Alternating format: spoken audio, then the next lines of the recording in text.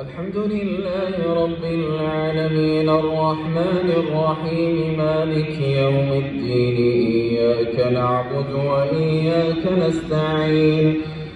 اهدنا الصراط المستقيم صراط الذين أنعمت عليهم غير المغضوب عليهم ولا الضالين آمين. هل أتى على الإنسان حين من الدهر لم يكن شيئا مذكورا إنا خلقنا الإنسان من نطفة أمشاج نبتليه فجعلناه سميعا بصيرا إنا هديناه السبيل إما شاكرا وإما كفورا إنا أعتدنا للكافرين سلاسل وأغلالا وسعيرا إن الأبرار يشربون من كأس كان مزاجها كافورا عينا يشرب بها عباد الله يفجرونها تفجيرا يوفون بالنذر ويخافون يوما كان شره مستطيرا ويطعمون الطعام على حبه مسكينا ويتيما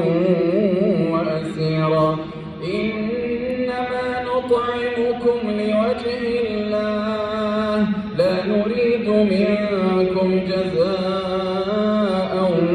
ولا شكورا إنا نخاف من ربنا يوما عبوسا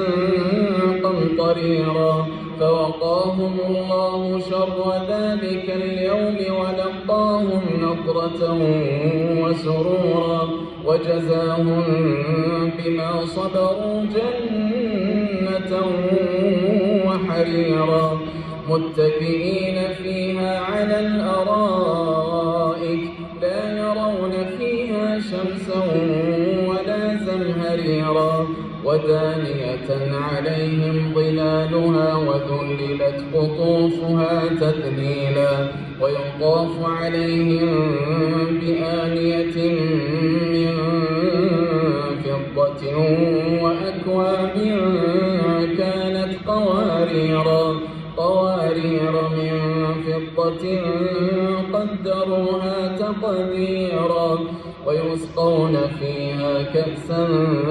كان مزاجها زنجبيلا عينا فيها تسمى سلسبيلا ويطوف عليهم ولدان مخلدون إذا رأيتهم حسبتهم لؤلؤا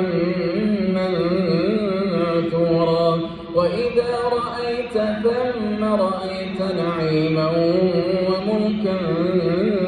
كبيرا عاليهم ثياب سندس خضر واستبرق وحلوا أساور من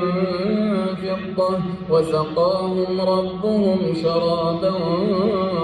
طهورا إن هذا كان لكم جزاء وكان سعيكم مشكورا إنا نحن نزلنا عليك القرآن تنزيلا فاصبر لحكم ربك ولا تطع منهم آثما أو كفورا واذكر اسم ربك بكرة وأصيلا ومن الليل فاسجد له وسبحه ليلا طويلا إن هؤلاء يحبون العاجلة ويذرون وراءهم يوما